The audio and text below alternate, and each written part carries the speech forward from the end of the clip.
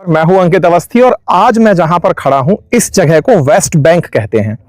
West Bank अगर आप चाहें तो मेरे कैमरे के माध्यम से देख सकते हैं कि किस तरह का एक टेरेन है, जिस टेरेन पर फिलहाल मैं आया हुआ हूं।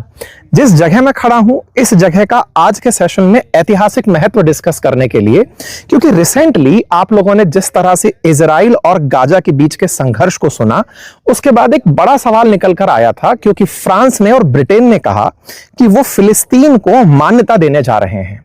और जब हम लोग टेक्स्ट में पढ़ते हैं कि फिलिस्तीन क्या है, तो हमें पता चलता है कि ये गाजा और वेस्ट बैंक का समेशन है, यानी कि दो जगह मिलकर के गाजा प्लस वेस्ट बैंक मिलकर के फिलिस्तीन है। अगर ऐसा है तो मैं इस समय जहां खड़ा हूं ये वेस्ट बैंक है।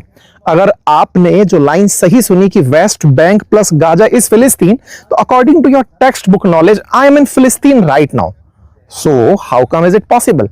मैं खड़ा तो पहले यरूशलेम में था, मैं इजराइल आया था, इजराइल से अब मैं फिलिस्तीन कैसे आ गया? अब आप कहेंगे कि सर बाय रोड आए होंगे या फिर आपने फिलिस्तीनी डेजिग्नेशन से परमिशन ली होगी। नाउ द क्वेश्चन इज कि मैं जिस जगह खड़ा हूं ये इजराइल ही है।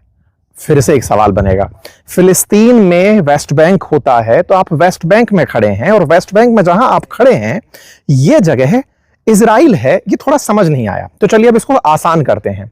असल मायने में जिस जगह मैं खड़ा हूं इसे सामरिया कहा जाता है। असल में वेस्ट बैंक के अंदर दो जगह हैं, जेडुआ और सामरिया। जेडुआ और सामरिया करके जो दो जगह हैं, इन्हें इजराइल ने अपने साथ रखा हुआ है। अब इसको थोड़ा सा आसान करते हैं, ऐतिहासिक दृष्टि से समझते हैं, तब आप इस दृश्य को अच्छे से समझ पाएंगे। क्या है कहानी? देखिए, हुआ ये कि जब आप इतिहास में पढ़ते हैं कि यूनाइटेड नेशंस ने जो फिलिस्तीन के अंदर इजराइल को परमिशन दी थी, ब्रिटेन का एक जो बेल्फोर डिक्लेरेशन था, जिसके बाद ये माना गया था कि ब्रिटेन के दो हिस्से, मतलब फिलिस्तीन में जाकर के यहूदी बसेंगे और वो अपना देश बनाएंगे। धीरे धीरे यहां पर युद्धों की एक श्रृंखला शुरू होती है। मैं आपको ऐतिहासिक दृष्टि से थोड़ा थोड़ा युद्धों को याद कराता चलूं तो बात आती है 1948 में, जब पहली बार युद्ध होता है जिसे अरब इजराइल युद्ध कहा जाता है। जिस जगह मैं खड़ा हूं इस पूरी जगह, जिसे वेस्ट बैंक कहा जाता है, इस जगह को जॉर्डन ने अपने कंट्रोल में ले लिया। वेस्ट बैंक असल मायने में जॉर्डन रिवर के पश्चिमी तट पर स्थित जगह है, जिसे जॉर्डन ने जब कब्जे में लिया, यह 1948 का वक्त था। 1948 से लेकर के 1967 तक यह एरिया जॉर्डन के ही कब्जे में रहा, यानी इजराइल के बिल्कुल नेबर के कब्जे में रहा। उसके बाद में वर्ष 1967 में पहला युद्ध होता है, जिसे 6 डे वॉर कहा जाता है। ये जो 6 डे वॉर था, इस समय पर इजराइल ने अरब नेशंस को एज ए होल हरा दिया, या ये समझिए कि एक ऐसा हिस्सा था जिसमें कि इजराइल ने गोलन हाइट्स पर या फिर गाजा पट्टी पर, वो तमाम वेस्ट बैंक पर, उन सभी जगह से अरब्स को पीछे धकेल दिया और इस जगह पर यहूदियों का, इजराइलियों का कब्जा हो गया। 1967 के बाद जब वेस्ट बैंक इजराइल के कब्जे में आया, तो यहां पर रह रहे फिलिस्तीनियों ने पहले तो इजरायली बस्तियों को यहां बनते हुए देखा। संयुक्त राष्ट्र और ज्यादातर देशों ने इसे ऑक्यूपाइड पैलेस्टीनियन टेरिटरी नाम दिया। यह सब चलता रहा वर्ष 1987 तक। वर्ष 1987 में फिलिस्तीन के जो लोग थे, जो यहां रह रहे थे वेस्ट बैंक में, उन्होंने धीरे धीरे विद्रोह करना शुरू किया, जिसे पहला इंतिफादा कहा गया। इंतिफादा का अर्थ था एक तरह का विद्रोह, जिसमें पैलेस्टीनियंस ने इजराइल के अंडर में रहना अच्छा नहीं समझा, या कहा तो उसका विरोध करना शुरू किया। और यह घटना थोड़ी ज्यादा हिंसक घटनाओं के अंदर कन्वर्ट हो गई। कन्वर्ट हुई घटना के पीछे के कारण बहुत थे, जिसमें बस्तियों को लगता था, फिलिस्तीनी बस्तियों को लगता था कि उनके ऊपर इजराइलियों का बहुत ज्यादा कंट्रोल हो गया है, या फिर यह कहिए कि एक तरह से बेरोजगारी हो, या फिर यहां पर उत्पन्न हुआ एक असंतोष हो, जिसके चलते फिलिस्तीनियों ने इजराइलियों का विरोध करना शुरू किया। धीरे धीरे यहां पर पत्थरबाजी, हड़तालें, ये सब होने लगी। परिणाम ये निकला कि इस इंतिफादा के बाद 1993 में इजराइल और फिलिस्तीनी अथॉरिटीज के बीच में एक एग्रीमेंट हुआ, जिसे ओस्लो एग्रीमेंट नाम दिया गया। इस ओस्लो एग्रीमेंट में फिलिस्तीन लिबरेशन ऑर्गेनाइजेशन और इजराइल एक दूसरे को मान्यता देने को तैयार हुए। परिणाम स्वरूप वहां जहां जहां पर ऑलरेडी वेस्ट बैंक में इजरायली एंटर कर चुके थे, वो अपनी जगह पर रहे, और जहां जहां पर फिलिस्तीनी थे वो अपनी जगह पर रहे। एक तरीके से कहा जाए तो इस घटना के बाद में इस वेस्ट बैंक को 3 हिस्सों में बांट दिया गया। पहला हिस्सा जो पूरी तरह से फिलिस्तीन के कब्जे में था, दूसरा हिस्सा जो कि दोनों के, फिलिस्तीन और इजराइल के संयुक्त नियंत्रण में था, और तीसरा हिस्सा जो पूरी तरह से इजराइल के नियंत्रण में था। तो जिस जगह मैं फिलहाल खड़ा हूं ये वो हिस्सा है जो इजराइल के नियंत्रण में है और वेस्ट बैंक के अंदर है। तो अब मैं आपको शुरुआत में कहा था कि मैं वेस्ट बैंक में खड़ा हूं, वेस्ट बैंक फिलिस्तीन में है और फिलिस्तीन को मान्यता देने की फ्रांस और ब्रिटेन बात कर रहे हैं। नाउ द क्वेश्चन इज कि ब्रिटेन और फ्रांस जिस जगह को मान्यता देने की बात कर रहे हैं असल में वो ऑलरेडी इजराइल का हिस्सा है। तो सवाल यह है कि ये कैसे पॉसिबल है, और यही जानने के लिए मैं यहां पर आया था। ये पहला इंतिफादा था जिसके बाद ओस्लो एग्रीमेंट हुआ, 3 जगह के नियंत्रण बन के आए। उसके बाद एक और इंतिफादा हुआ, या फिर कहिए कि एक और संघर्ष हुआ, जिसमें वर्ष 2000 के अंदर एक इजरायली नेता थे जिनका नाम था एरियल शेरोन। उन्होंने यरूशलेम की अल अक्सा मॉस्क, जिस पर हम कल थे, वहां पर परिसर का दौरा कर लिया था और उस दौरे से फिलिस्तीनी नाराज हो गए और उस नाराजगी में गोलीबारी, इजरायली सेना के ऊपर हमले, ये तमाम चीजें उस समय शुरू हुई। परिणाम ये निकला कि वेस्ट बैंक में फिर एक बैरियर बनाया गया। मतलब एक तरह से समझिए कि अगर मैं आपको गूगल मैप दिखाने का प्रयास करूं फिलहाल के लिए, तो आप मेरी लोकेशन को बिल्कुल इस तरह से पाएंगे। मैं आपको दिखाता हूं, अगर आप शायद मेरे गूगल मैप को देख पाएं कि मैं कहां हूं। तो ये गूगल मैप देखें आप, मैं इस लोकेशन पर खड़ा हूं। नहीं दिख पा रहा है, स्क्रीन पे लगा देना। अच्छा ठीक है। मतलब फिलहाल के लिए जो जगह है ना, जिस जगह मैं खड़ा हुआ हूं, ये पूरी तरह से वेस्ट बैंक का एरिया है, फिलिस्तीन का एरिया है। लेकिन फिर जहां जहां यह इजरायली बस्तियां थी वहां पर बैरियर बनाने का काम शुरू हुआ, जिन्हें वेस्ट बैंक बैरियर नाम दिया गया, और वहां से फिलिस्तीनियों की आवाजाही को सीमित कर दिया गया।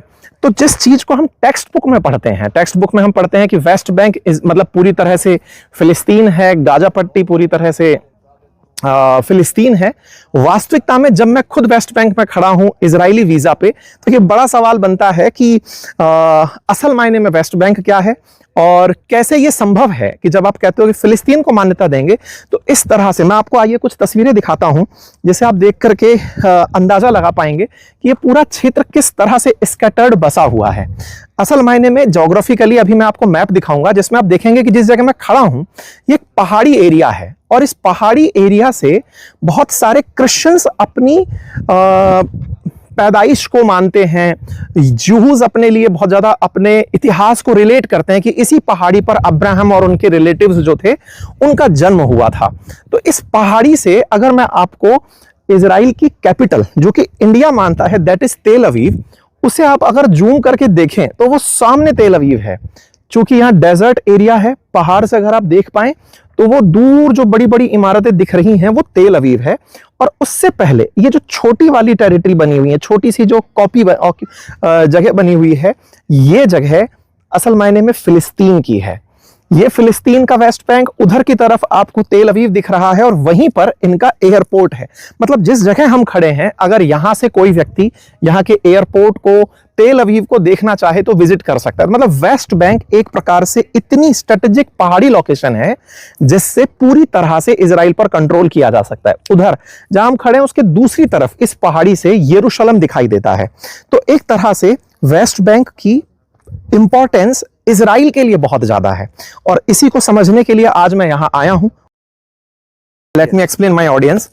ऑस्लो एग्रीमेंट के बाद हम लोगों ने 3 जगह यहां पर पढ़ी कि वेस्ट बैंक में ए, बी और सी तरह की चीजें निकल कर आई। सी वो था जो इजराइल के कंट्रोल में था, ए वो था जो फिलिस्तीन के कंट्रोल में था, और बी वो एरिया था जो कि जॉइंट कंट्रोल में था। अब हम समझने वाले हैं तो what is the current situation of area A which was earlier in Palestine control. After a lot of terror attacks, that was after that we give the area A is the city, the biggest city in the Judean Samaria, the Palestinian city, Nablus, Ramallah, Jericho, Jenin, all over like this. And after this is area A, okay, this is just the cities. Area A, just the cities. And after the 2002, they have a lot of terrors. The bus that exploded, terrorists shooting, and the IDF coming back to these cities and take control. They take out the Palestinians police, and they we now in charge about the security because you don't take control. So this is what we in this situation on the ground we don't have a area like we think anymore. Why? Because we see that Palestinian Authority cannot take control the security of this area and block the terrorist attack. So the IDF need to come back to the cities and take control about the security. They have police forces and to control about the law, but the IDF coming to the cities every day, every night to fight against the terrorists in these cities. So this is the situation. So now on the ground we just have sea. So this is a sea area. Okay. And we have B, like you can see this village. Okay. The village, this is the B area. Joint control of Palestine and Israel. Yeah, this is if I take the garbage, we have like a garbage truck that Palestinian garbage truck that take it from here.